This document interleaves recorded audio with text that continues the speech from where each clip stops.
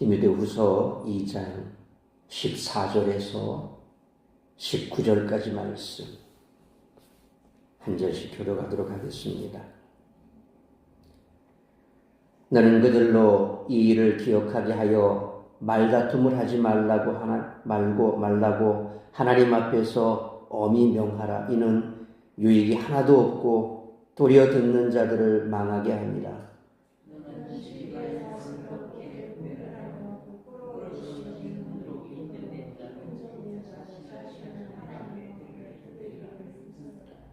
망령되고 헛된 말을 버리라. 그들은 경건하지 아니하며 점점 나아가나니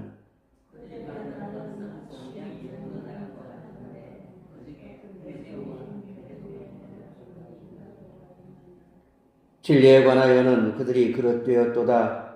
부활이 이미 지나갔다 하므로 어떤 사람들의 믿음을 무너뜨리느니라. 그러나 하나님의 견고한 터는 섰으니 인침이 있어 일렀으되 주께서 자기 백성을 아신다 하며 또 주의 이름을 부르는 자마다 불의에서 떠날지어다 하였느니라. 아멘. 기도하겠습니다. 걸어가신 아버지 하나님, 은혜와 사랑을 감사합니다. 기온차가 심하게 나는 요즘 또 많은 성도님들이 감기로 몸살을 앓고 있습니다. 우리의 연약한 육신 주께서 붙드시고 강하게 하시어 이 힘들고 어려운 때를 잘 견뎌나갈 수 있도록 은혜를 베풀어 주시기를 원합니다. 오늘도 정한 시간 주님 앞에 나와 예배의 자리에 섰습니다. 말씀하시는 주의 음성 듣기를 소원합니다. 이 시간에도 선포되는 말씀 붙들고 우리가 이 땅을 살아가며 참된 믿음의 사람으로 올곧게 설 수 있도록 오늘도 말씀하시는 주의 음성에 귀를 기울이게 하여 주옵시고 이 말씀 우리의 가슴 깊이 새기며 나아가 승리하는 삶을 살아갈 수 있도록 붙들어 주시옵소서. 오늘도 우리 사랑하는 성도들 하루 종일 힘들고 어려운 삶의 현장 속에서 혹여 마음 상할 일이 있다면 주님 앞에 다 내려놓고 맡기게 하여 주옵시고 오직 주께서 내게 주시는 바 그 말씀에 집중함으로 주님이 주시는 은혜 가운데 거하게 하여 주옵시고 뿐만 아니라 하나님께서 우리에게 주신 이 땅에 한 번뿐인 삶 참으로 주님 나라와 복음을 위해 애쓰고 수고하는 삶을 살아가기로 결단하는 귀하고 복된 시간 될 수 있기를 간절히 빌고 소망합니다. 가정마다 다급한 소식 오가지 않게 붙들어 주옵시고 이 시간에도 오직 주께서 말씀하시는 그 말씀만이 역사하는 귀하고 복된 시간 될 수 있기를 간절히 빌고 소원하오며 이 모든 말씀 우리 주 예수 그리스도의 이름으로 기도하옵나이다. 아멘.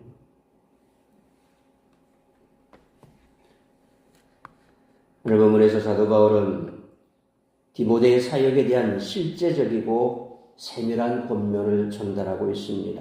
권면의 핵심은 말다툼, 곧 허탄한 논쟁을 피하라는 것입니다. 바울은 망령되고 헛된 말을 버리라, 어리석고 무식한 변론을 버리라고 명령하고 완곡하게는 주의 종은 마땅히 다투지 않는다라고 말하며 디모데의 사역을 세밀하게 지도하고 있습니다. 바울이 금지하고 있는 논쟁과 말다툼은 단순한 의견 충돌을 뜻하는 것이 아닙니다. 이 말다툼은 복음과 연결된 내용입니다. 디모데가 조심해야 할 논쟁은 진리를 대적한 후메네오와 빌레도와 같은 그런 사람들이 이곳에 연결되어 있다는 것입니다. 후메네오와 빌레도는 부활을 부인하는 자들입니다. 이들은 부활에 대한 잘못된 가르침을 전하는 거짓 교사들입니다. 복음을 변증할 때 부활에 대한 논의는 매우 중차대한 것이 아닐 수 없습니다. 바울은 이들이 교회 공동체에 미치는 영향을 악성 종향이라 그렇게 묘사했습니다. 이들은 건강한 교회 생명력을 해치고 빠르게 부패시키는 실로 암적인 존재가 아닐 수 없습니다. 초대교회 당시는 빠르게 복음이 확산되는 시기였고 다양한 거짓 가르침의 공격을 방어하면서 건전한 복음의 진리를 빠르게 정립하는 그런 시기이기도 했습니다. 오늘 본문에서 사도 바울이 주는 권면은 바른 복음을 방어하는 논박에서 도망하라 그런 뜻이 아닙니다.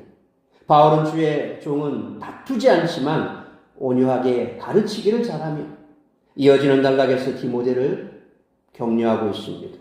바울은 디모데가 논박 가운데 거짓 가르침에 미혹되는 것과 진리를 논박하다가 진흙탕 싸움이 되는 것을 경계하는 것입니다. 뿐만 아니라 바울은 디모데가 거역하는 자들을 온유함으로 훈계하여 그들이 회개하도록 먼 장래를 바라보며 요청하고 있다는 것입니다. 우리가 앞에서 살펴본 1절로 13절에서 복음 사역자가 지녀할 태도에 관해 권면을 했습니다. 이어서 그런 에베소 교회의 현실적 문제들에 디모데가 어떻게 대처해야 하는지를 권면하고 있습니다. 따라서 이와 같은 오늘 본문의 말씀을 통해서 우리들이 깨달아야 할 것은 첫째로 14절로 15절 말씀처럼 말씀을 바르게 분별하여 교회 안에 논쟁과 다툼이 없게 해야 한다는 것입니다. 복음 사역자가 갖추어야 할 덕목과 소망에 대해 교훈하는 1장 6절로 그리고 2장 26절까지의 단락 가운데 오늘 본문 14절로 19절에서 바울은 올바른 말씀 사역자로서의 헌신을 당부하고 이단 사설을 버릴 것과 불의에서 떠나 정결할 것을 권면하고 있습니다. 이에 앞서 바울은 14절 말씀처럼 너는 그들로 이 일을 기억하게 하라 그렇게 명령하고 있습니다. 여기서 그들이 누구를 의미하는지 파악하기는 쉽지가 않습니다. 원문 속에는 그들을 지칭하는 대명사가 없지만 바울이 감옥에 갇힌 중에 그를 버린 부겔로와 허모게네 같은 사람들을 가리킬 수 있습니다. 이들은 복음의 고난에 동참하지 않는 이들로 주를 부인한 이들입니다. 바울은 그들로 이 일을 기억하라 그렇게 요청합니다. 이 일은 어떤 사건을 지칭하기보다는 헬라 말로 타우타 이것이라는 말로 어떤 사실을 이들에게 적시하라라고 하는 그런 요청입니다. 바울은 이 단어를 문장의 첫머리에 두어서 이들이 상기해야 할 것을 강조하고 있습니다. 이것은 지금까지 바울이 디모데에게 강조함을 가르쳤던 복음과 함께 고난을 인내하는 가운데 영광스러운 구원에 동참하는 것입니다. 이들은 고난에 동참하지 않고 유익이 없는 말다툼을 해 듣는 이들을 망하게 한다는 것입니다. 14절이 디모데가 외적으로 힘써야 할 증언과 경계 사역이라고 한다면 이어지는 15절은 디모데가 행해야 할 내적인 수고를 말하고 있습니다. 디모데가 힘써야 할 일은 부지런히 자기 자신을 하나님께 드리는 것입니다. 바울은 어떤 모양으로 디모데가 자기 자신을 하나님께 드려야 하는지 상세하게 안내하고 있습니다. 첫째로 디모데는 진리의 말씀을 옳게 분별하는 자로 하나님께 드려줘야 한다는 것입니다. 이 구절에서 사도 바울은 오르토토메오라고 하는 이 희귀한 단어를 사용했습니다. 이 단어의 뜻은 오르토, 바르게, 그리고 토메오, 자른다, 바르게 자른다라는 말이 오르토토메오라고 하는 말입니다. 보통 바른 가르침을 전달하는 것을 의미할 때 이 단어를 씁니다.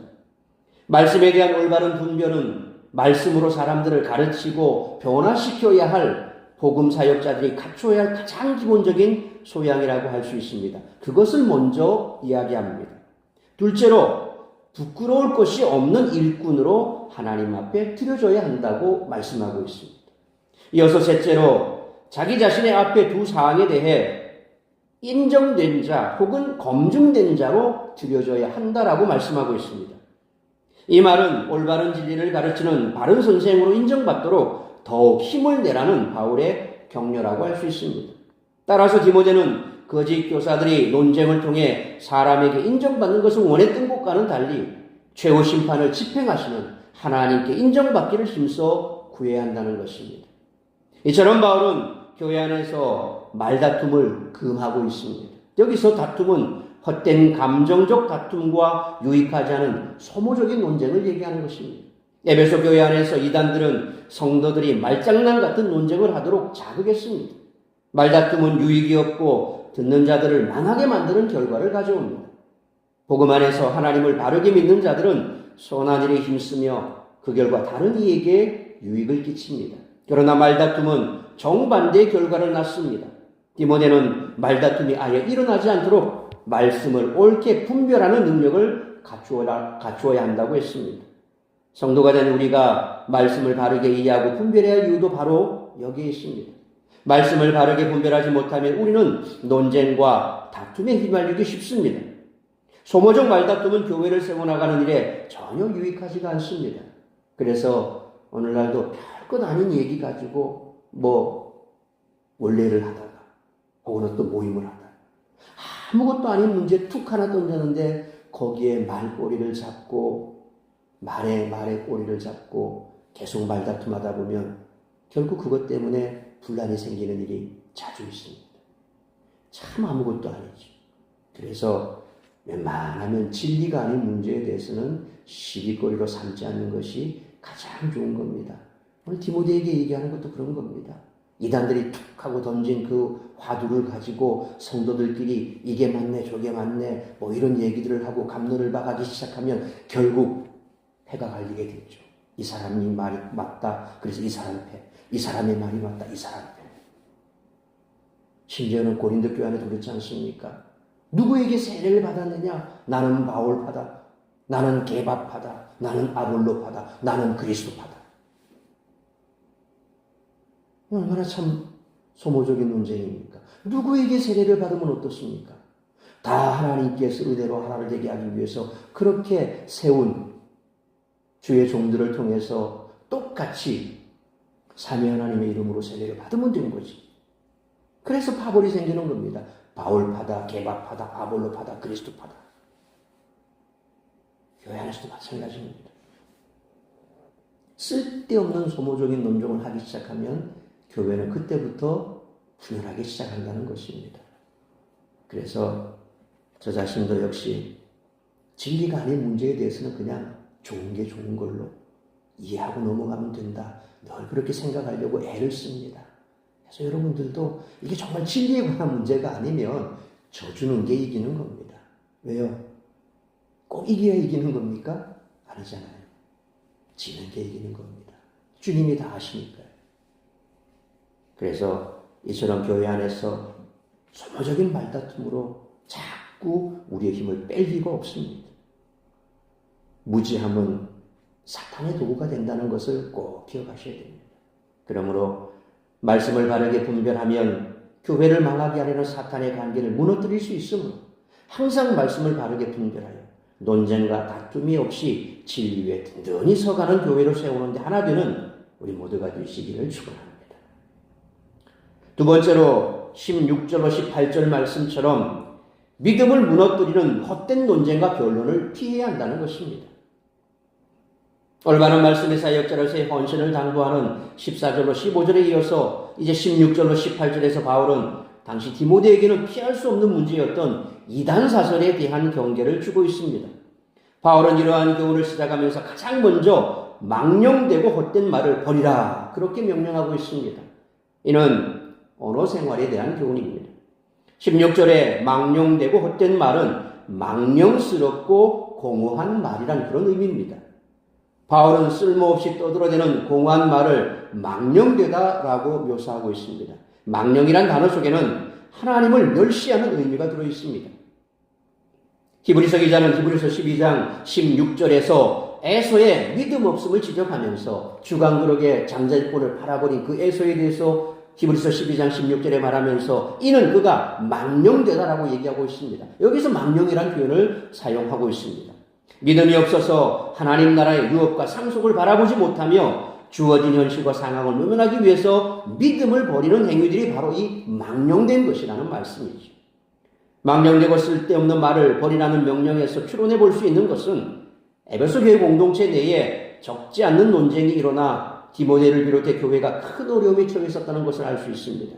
그래서 바울은 거짓 교사들이 쏟아내는 말의 특징을 의학 용어를 구사해서 언급하고 있습니다. 바울은 망령되고 헛된 말을 하는 불경건한 이들을 17절 말씀처럼 뭐라고 말합니까? 악성 종량과 같다. 그렇게 말씀하고 있습니다. 여기서 악성 종량으로 번역된 강그라이나라고 하는 말은 고대 의학서적이나 고대 역사가 플루타르크의 저술 중에서 자주 등장하는 표현이지만 특이하게도 신약 성경에서는 오늘 본문에서만 언급되는 단어입니다. 우리가 앞에서도 많이 살펴봤습니다만 참 특이한 단어들이 많이 나옵니다. 여기에서만 나오는 단어들이 참 자주 등장합니다. 그만큼 바울은 세상 속에서도 잘 쓰지 않는 그런 특별한 용어들을 사용해서 이와 같은 교회 안의 문제들을 지적하고 있고, 역시 잘 쓰지 않는 말이 머리에 한번 박히면 그때 이런 말을 했었지 라고 기억하면 훨씬 더 자신의 상황을 명확하게 알 수 있고, 그런 점에서 바울은 특이한 단어들을 많이 쓰는데 이 말 역시도 악성 종량이다 말 역시도 여기에만 나오는 단어입니다. 바울은 이를 강조하기 위해서 부패나 썩음이나 괴조와 같은 질환을 의미한 이 강그라이나라는 단어를 새기는데, 이들의 공허한 말이 퍼져나가는 상황을 악독한 세균이 먹이거리를 찾는 것에 빗대서 이렇게 악성 종량이다 그렇게 묘사했습니다. 이들의 망령되고 헛된 말들은 악성 종량이 사람의 장기에 퍼져 괴사를 이룬 것과 같이 퍼져나간다는 것입니다. 여러분, 암세포가 얼마나 무섭습니까? 죽어야 될 게 죽지 않고 살아서 돌아다니면 그게 이제 암세포가 되는 거죠. 우리는 죽을 때까지 계속해서 세포들이 죽었다 살았다 하지 않습니까? 그리고 이제 어느 순간 되면 어릴 때는 이런 재생 능력이 좋기 때문에 새로운 세포들이 계속해서 활발하게 진행이 되다가 이제 30대, 40대 넘어가면 점점점 그렇게 새로운 세포들이 살지 못하고 자꾸 이제 세포들이 죽어가죠. 노화가 일어나게 되고 정신적인 것들도 자꾸 문제가 생기게 되고 치매가 오게 되고 이런 일들이 벌어집니다. 왜? 우리 재생 능력이 점점 이제 쇠퇴하고 사라져가는 겁니다. 마치 그렇게 해서 우리 몸속에 이 암세포가 퍼지기 시작하면 걷잡을 수 없이 퍼져버린다는 겁니다. 이게 암이 무서운 거거든요. 딴 게 무서운 것이 아니라 한번 전이 되기 시작하면 걷잡을 수 없이 퍼져게 됩니다. 온 장기에 퍼져서 괴사를 일으킵니다. 바울은 이런 악독한 말을 하는 사람들 중에 후메네오와 빌레도라는 사람을 언급하고 있습니다. 빌레도에 대한 언급은 신약 성경에 오직 이곳에만 등장하기 때문에 그가 어떤 인물인지 우리는 자세하게 알 길이 없습니다. 그러나 후메네오는 디모데전서 1장 20절에 언급된 바 있는 자로 알렉산더와 더불어 사단에게 내어준 바 된 자다 그렇게 얘기하고 있습니다. 그는 이전에 이미 교회로부터 출교당한 전력을 가진 자였습니다. 그는 아마도 교회로부터 공식적으로 출교당한 후에도 여전히 에베소 교회를 전복시키기 위해 노력을 멈추지 않은 까닭에 오늘 본절에서 다시 한번 언급된 것으로 보입니다. 그러니까 디모데전서 1장 20절에서 얘기할 때 이 후메네오와 같은 자에 대해서 언급할 때 이미 교회에서 출교시켰지만 그럼에도 불구하고 마치 이 교회를 떠나서 이단에 들어간 자들이 호시탐탐 교회 주변을 돌아다니면서 성도들을 포섭해가기 위해서 그렇게 신천지와 같은 자들이 돌아다니지 않습니까? 저도 옛날에 섬기던 교회 아주 신실했던 집사님 한 분이 어느 날 몇 년간 사라져서 안 나왔습니다. 근데 교회에서 이제 이 홈커밍 데이라고 요즘도 그런 게 많이 하는지 모르겠습니다만 한 지금부터 20몇 년 전인 것 같아요. 제가 부교육자 시절에 홈커밍 데이를 한다 그랬을 때 많이 이제 교회를 떠났던 분들이 교회로 왔어요. 근데 이 집사님도 온 거예요. 왔는데 건장한 청년 몇 명을 대동해서 왔어요. 대동해서 왔는데 근데 나중에 가면서 인상도 아주 험악하게 되더라고요. 제가 청년 때만 하더라도 그 집사님 제법 괜찮았거든요. 기술도 있고 그렇게 해서 여자 집사님인데 목사님한테도 교회도 참 잘했던 분인데 그런 분인데 그때만 해도 인상이 괜찮았는데 그때 보니까 완전히 사람이 달라졌어요. 시커먼 얼굴을 해가지고. 그리고 목사님한테 편지 한 통을 주고 가더래요. 나중에 목사님이 설교 시간에 얘기를 하시더라고요. 지금까지 내가 당신한테 속았다. 이러면서 막 온갖 욕설을 해대면서 목사님을 비방하는 그런 편지를 주고 갔더래요. 그러니까 이렇게 교회를 떠나서 어지럽히는 자들은 다시 교회 주변을 맴도는 후메네오가 그런 자들이에요. 오늘 아침에 신천지 같은 자들. 어떻게 하면 교회 안에 들어와서 교회를 어지럽힐까? 그런 자들. 악성 종량 같은 자들입니다. 계속해서 바울은 악성 종량 같은 이들의 잘못된 말을 지적하고 있습니다. 이들은 18절 말씀처럼 진리를 왜곡시키는 자들입니다. 잘못된 주장의 핵심은 부활과 관련된 것으로 이들은 부활이 이미 지나갔다. 그렇게 주장했습니다. 부활을 부인하는 이들의 주장은 고린도전서 15장 12절에 그리스도께서 죽은 자 가운데서 다시 살아나셨다 전파되었거늘 너희 중에서 어떤 사람들은 어찌하여 죽은 자 가운데서 부활이 없다 하느냐라는 말씀처럼 고린도 교회에서 일어났던 이 부활 논쟁을 다시 한번 상기시킵니다. 이렇게 볼 때 초대교회에 부활과 관련해 많은 거짓 가르침이 있었음을 우리는 추측해 볼 수가 있습니다. 부활이 이미 지나갔다라고 주장하는 이들은 종말의 날 일어나는 몸의 부활을 믿지 않는 자들로서 엄밀히 말하자면 바울의 복음 전파 당시 발생하기 시작했던 초기 영지주의자들이었을 가능성이 대단히 많다는 것입니다. 이들은 플라톤으로부터 계승된 헬라 철학의 이원론의 영향을 받은 자로 영과 육체를 이분법으로 나누고 영혼에게는 선의 지위를, 육체에게는 악의 지위를 선사해 영혼과 육체라는 감옥에 갇힌, 영혼을 육체의 감옥에 갇힌 불쌍하고 가련한 존재다. 그렇게 그들은 생각했습니다. 그래서 그들의 모든 사상은 영혼의 자유를 위한 육체의 비하, 그렇게 귀결이 된다는 겁니다. 이들에게 있어 육체의 비하는 결국 육체에 대한 과도한 금욕 혹은 그 반대로 육체에 대한 과도한 방종, 이 두 가지로 나타난다는 것입니다. 그러니까 영혼을 너무 귀하게 여기면 이 귀한 영혼을 우리가 잘 간수하기 위해서 육체에 대해서 철저하게 금욕적인 삶을 사는 겁니다. 이게 한 가지 방법입니다. 또 한 가지는 우리의 영혼이 귀한 거지 육체는 아무 문제도 없어. 이 육체는 껍데기야. 그러니까 껍데기는 중요치 않아. 알맹이가 중요해. 껍데기는 어떻게 되든 상관없어. 거기에 대해서는 신경 쓰지 마. 결국 뭐가 됩니까? 껍데기가 하는 것에는 의미를 두지 않기 때문에 내 껍데기는 내 마음대로 해도 되고 중요한 것은 알맹이만 잘 지키면 되니까 그냥 껍데기는 알아서 해. 이게 방종으로 가는 거거든요. 그래서 성적인 타락으로 가기도 하고 몸을 마음대로 막 굴리는 이런 일들이 벌어진다는 겁니다. 소위 말하면 요즘으로 치면 구원파들이 보면 약간 이런 경향이 있습니다. 우리의 영혼의 구원이 중요한 거거든요. 그러니까 영혼의 구원이 중요한 거기 때문에 육체적인 일에 대해서는 별로 신경을 안 쓴다는 겁니다. 구원받는 게 중요하고 육체적인 어떤 이런 우리가 뭘 해야 된다 이건 중요하지 않습니다. 그래서 이들은 뭐 주일 성수도 별로 개념도 없고 그리고 오직 구원받은 이후에 계속해서 죄책감이 시달리는 것은 너 정확히 구원받은 거 아니야. 이렇게 됩니다. 그러니까 구원받은 그것으로 그들은 만족하는 거예요. 그래서 언제 그러니까 핵심이 언제 구원받았냐 그것만 확실하면 돼. 그 이후에 뭐 문제는 될 것도 없어. 그러니까 죄의식이 없는 거예요. 구원파들이 아주 특징적인 그런 겁니다. 죄의식이 별로 없습니다. 그런데 우리가 구원받은 그것으로 땡입니까?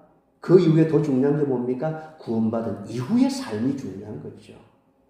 그래서 야고보서의 말씀도 그런 겁니다.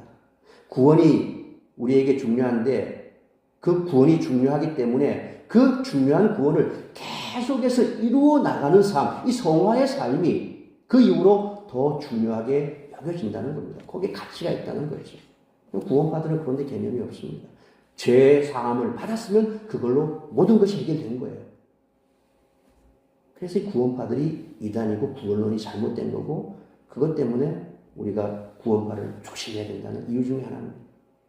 오늘 바로 이 영지주의자들 역시도 헬라 철학의 영향을 받아서 이런 이분법적인 사고방식을 가지고 있어서 육체에 대해서 두 가지 방법으로 나타나는데 대체로 보면 이 육체의 방종 쪽으로 많이 나타나서 교회를 어지럽혔다라는 것입니다. 그들의 주장대로 하면 그 부활이 이미 지나가 버렸고 미래의 몸의 부활에 대한 소망이 의미가 없는 것이라면 죄에 대해서는 더 이상 신경 쓸 필요가 없다는 거죠. 그러니까 방종으로 가는 겁니다. 왜냐하면 몸의 부활이 없으므로 이생에 지은 죄에 대한 심판이 있을 리가 없다는 겁니다. 그러나 이러한 그들의 사상은 철저하게 그릇된 것이죠. 이들의 거짓 가르침은 많은 사람들을 미혹해 믿음을 무너뜨렸다는 것입니다. 바울은 이같이 망령되고 헛된 말로 믿음의 근본 토대를 흔드는 이들을 경계하고 있다는 것이죠. 그래서 초대교회에 있어서 이 영지주의 폐해가 가장 극심한 것은 이렇게 교회 안에 들어와서 신앙을 망가뜨린다는 겁니다. 이단이 들어오면 결국 우리의 신앙 자체가 무너지는 것은 이단이 표방하는 그 내용 깊이 들어가 보면 이처럼 우리의 신앙 자체를 흔드는 그들의 이 신학적인 토대가 성경과 완전히 반대되는 그런 현상으로 나타나기 때문에 문제가 심각해진다는 겁니다. 신천지가 그렇고 하나님의 교회가 그렇고 사람들은 삶을 바르게 사는 것 같지만 그러나 그 속에 들어가 보면 그들의 신앙관이 잘못되고 그리고 성경관이 잘못되고 믿음이 잘못돼 버리면 결국 거기에 나머지 모든 것들은 함몰돼 버립니다. 마치 블랙홀에 빨려 들어가는 것처럼 영혼이 빨려 들어가고 가정이 빨려 들어가고 삶 전체가 빨려 들어가 버립니다. 하나님의 교회는 그렇잖아요. 이들은 마지막 종말론자들이에요.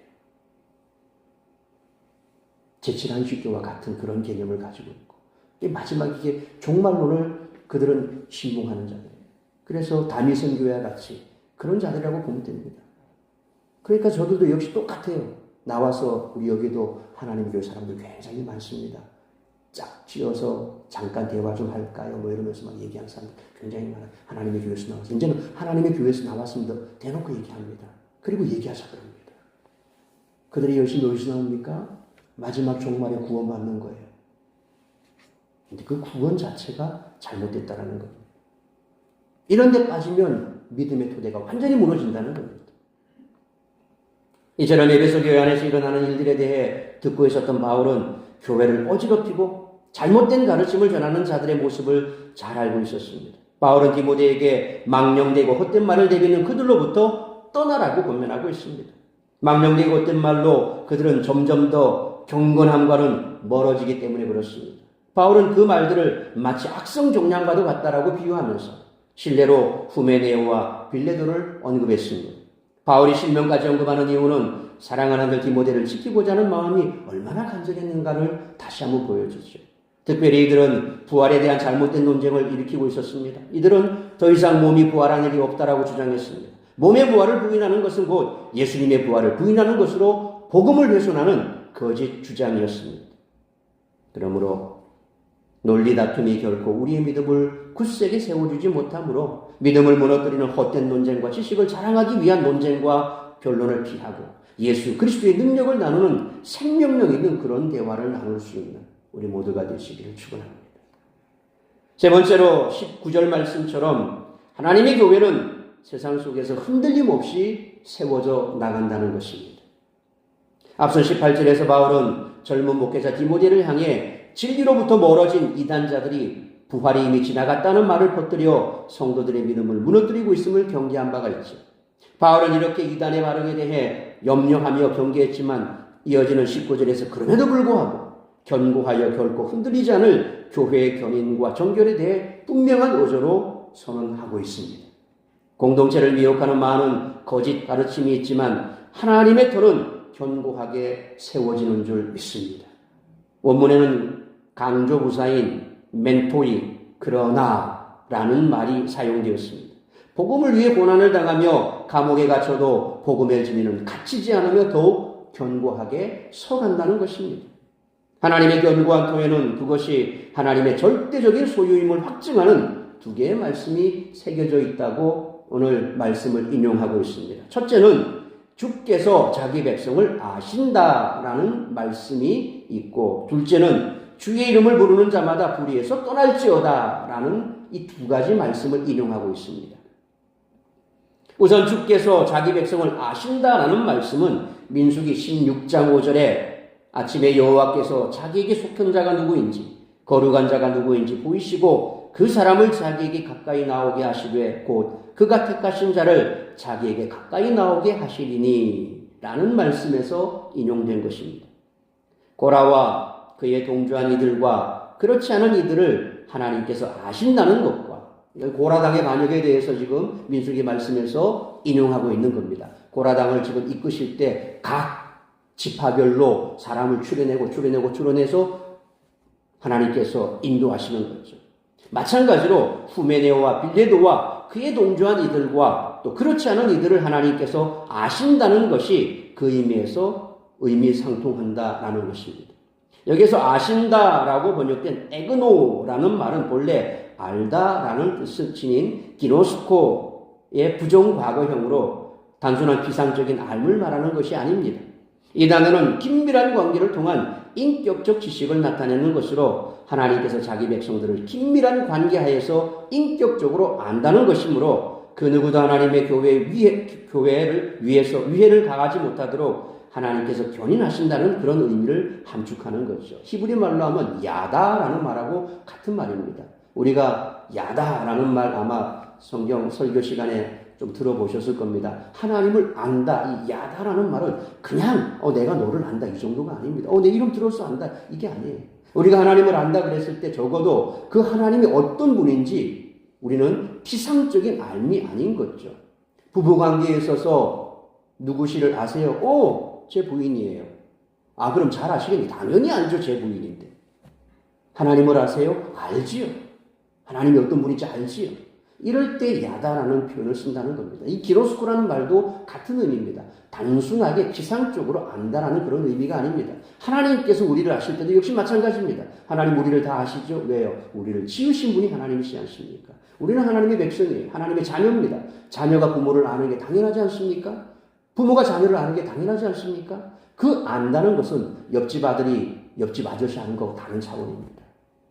자식이 부모를 아는 것, 부모가 자녀를 아는 것. 바로 오늘 이 아신다라는 표현 자체가 하나님이 우리를 어떻게 아는 거에 대해서 그렇게 표현하고 있는 거죠. 그렇기 때문에 하나님께서 우리를 알고 우리를 인도하시는데 하나님께서 이처럼 인격적으로 우리를 알기에 교회 위해를 가하지 못하도록 하나님께서 교회를 붙들고 계신다는 겁니다. 또한 하나님의 견고한 터인 교회는 주의 이름을 부르는 자마다 불의에서 떠날지어다 라는 말씀이 새겨져 있습니다. 이 말씀은 민수기 16장 26절에 이 악인들의 장막에서 떠나고 그들의 물건은 아무것도 만지지 말라. 그들의 모든 죄 중에서 너희도 멸망할까 두려워하노라 하는 말씀. 또는 이사야 52장 11절에 너희는 떠날지어다 거기서 나오고 부정한 것을 만지지 말지어다. 그 가운데서 나올지어다. 여호와의 기구를 매는 자들이여 스스로 정결하게 할지어다 라는 말씀에서 인용한 것으로 추측이 됩니다. 여기서 주의 이름을 부르는 것은 초대교회 관리에 따라 신앙 고백하는 것을 나타내고 있는데 이것은 후메네오와 빌레도가 하나님의 견고한 터인 교회를 뒤엎으려고 시도하면서도 여전히 자신들을 그리스도인이라 주장했음을 암시하고 있습니다. 오늘날도 이단도 그렇습니다. 신천지가 교회라는 이름을 쓰고 있습니다. 교회가 맞습니까? 교회 아닙니다. 이단은 결코 교회 아닙니다. 그런데 그들은 교회라는 명칭을 달고 있어요. 십자가도 없지요? 십자가도 없습니다. 신천지 교회 가면 십자가도 없습니다. 예. 이단들 교회 가면 다 거의 십자가가 없습니다. 그럼에도 불구하고 그들은 무슨 이름을 붙입니까? 무슨 교회. 다 교회라는 이름을 붙이고 있어요. 교회의 머리는 누구십니까? 예수 그리스도입니다. 예수 그리스도께서 우리에게 주신 바 그 은혜의 상징이 뭡니까? 십자가입니다. 그래서 정상적인 교회는 다 십자가를 걸고 있습니다. 그런데 이단들 역시도 똑같이 우리 정탐교회를 흉내를 내죠. 무슨 교회.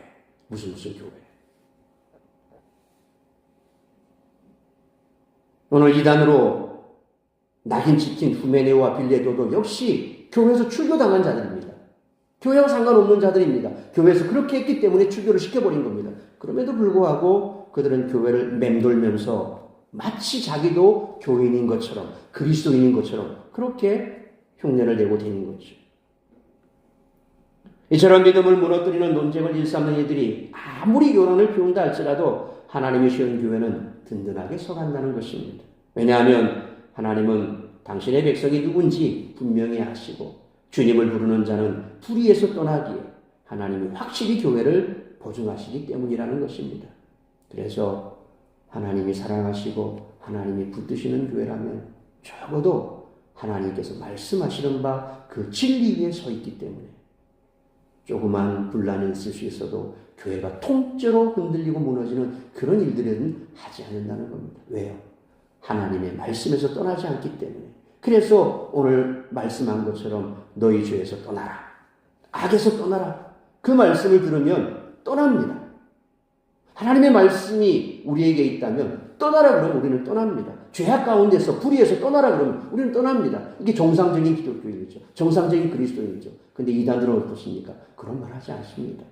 악을 조장합니다. 거짓말을 해서라도 자신의 유익을 얻기 위해서, 자신들의 포교를 위해서 거짓말도 일삼습니다. 그래서 교회를 미혹시키고 넘어뜨리려 하죠. 진리가 없습니다. 바울은 사랑하는 아들 디모데가 에베소 교회를 지키기 위해 어려운 싸움을 이어가고 있다는 것을 알았기에 하나님의 교회를 확실히 지켜주신다는 확신을 그와 함께 나누고 있는 겁니다. 아무리 불경건한 아들이 교회를 흔들지라도 하나님의 교회는 흔들림 없이 세워져 나간다는 겁니다. 여러분, 교회는 그런 곳입니다. 예수님께서 베드로에게 뭐라고 말씀하셨습니까? 베드로의 그 신앙 고백을 듣고 나서 음부의 권세가 하지 못할 거다. 베드로의 그 신앙 고백 위에, 내 믿음의 고백 위에 내 교회를 세우리니. 교회는요, 사람의 교회가 아닙니다. 주님께서 머리 대신, 주님이 주인 되신 교회입니다. 그래서 저도 늘 그런 생각을 합니다만 언젠가는 저도 이 교회를 떠나겠죠. 평생 제가 여기 있지 못합니다. 네. 여러분의 자녀는 여러분이 여기에서 믿음 생활하고, 여러분의 자녀가 여기서 믿음 생활하고, 또 그 자녀가 여기에서 믿음 생활할 수 있습니다. 저희 그 시차 안에도 축성에 가면 축성교회라고 100년 넘은 교회거든요. 그리고 또 장안지회도 100년 넘었습니다. 선대 선교사님들이 여기 오셔가지고 교회를 세우고, 그리고 수많은 목회자들이 바뀌었겠죠. 그런데 그 교회 안에는 보면 처음 선교사님으로도 믿음받은 그분이, 그 자녀가 계속해서 거기에서 신앙생활을 할 수 있습니다. 근데 저는 떠나갑니다. 제가 계속 교회 남아있으면 짐이 됩니다. 중요한 것은 교회는 누구 한 사람의 교회가 아닙니다. 박 목사가 교회를 개척했다고 해서 이 사랑성교회가 박 목사 겁니까? 아닙니다. 여러분이 장로로 섬겼다고 해서 개척할 때 그 장로가 이 교회를 함께 세우는데 1등 공신이다, 그래서 그 사람 교회입니까? 아닙니다. 교회는 인간의 것이 아니라 주님의 것입니다.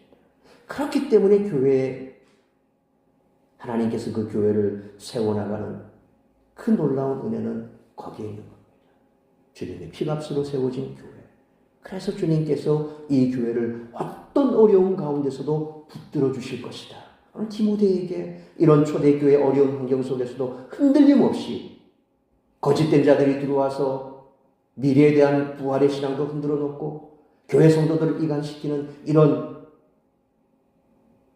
여러 가지 많은 문제를 일으켜도 너는 흔들리지 마라. 왜?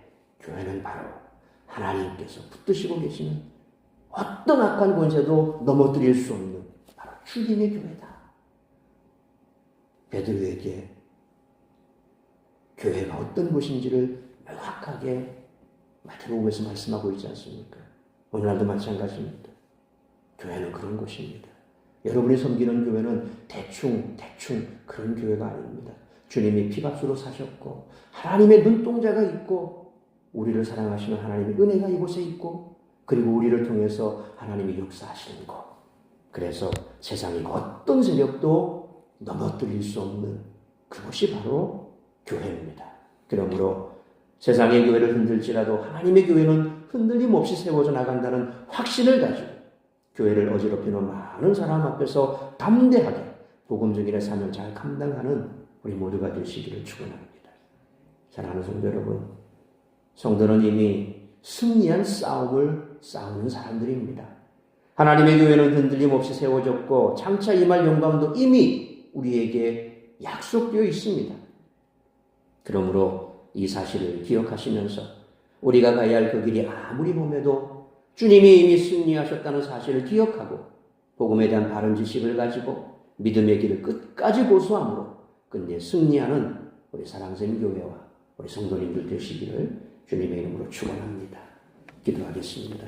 돌아가신 아버지 하나님 은혜와 사랑을 감사합니다. 오늘도 우리에게 주신 말씀처럼 우리가 이 땅 가운데 믿음을 붙들고 살아가지만 참 교회 안에서도 진리 간의 문제로 사소한 일로 다툴 때가 있습니다. 그러나 분명한 것은 우리가 진리 간의 문제로 다툼하면 결국 교회는 흔들릴 것이고 또 그로 인해서 교회가 어려움을 처하게 된다는 사실을 잊지 말아야 할 것입니다. 진리가 아닌 문제에 대해서는 결코 말다툼을 하거나 그것 가지고 우리가 흔들릴 이유는 없다는 것입니다. 그러므로 오직 우리에게 있어 중요한 것은 주의 몸된 교회를 잘 말씀을 분별하여 올곧게 세우는 것입니다.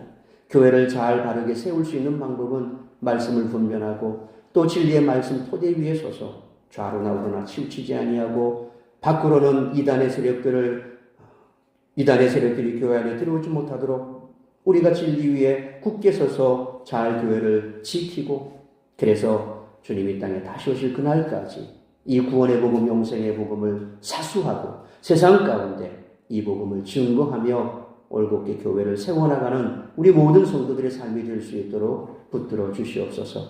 그리함으로 주님이 땅에 다시 오실 그날까지 우리 사랑생 교회와 또 성도들이 뿐만 아니라 땅의 모든 교회들이 이처럼 진리 위에 굳게 서서 평행하는 이단들로부터 교회를 지키고 죽어가는 영혼들을 주께로 인도하여 주님께서 주신 바 그 영생 얻게 하는 일에 앞장서는 복음 증인의 사명을 잘 감당하는 우리 모든 성도들과 교회 되게 하여 주옵소서. 이 모든 말씀 우리 주 예수 그리스도의 이름으로 기도하옵나이다. 아멘.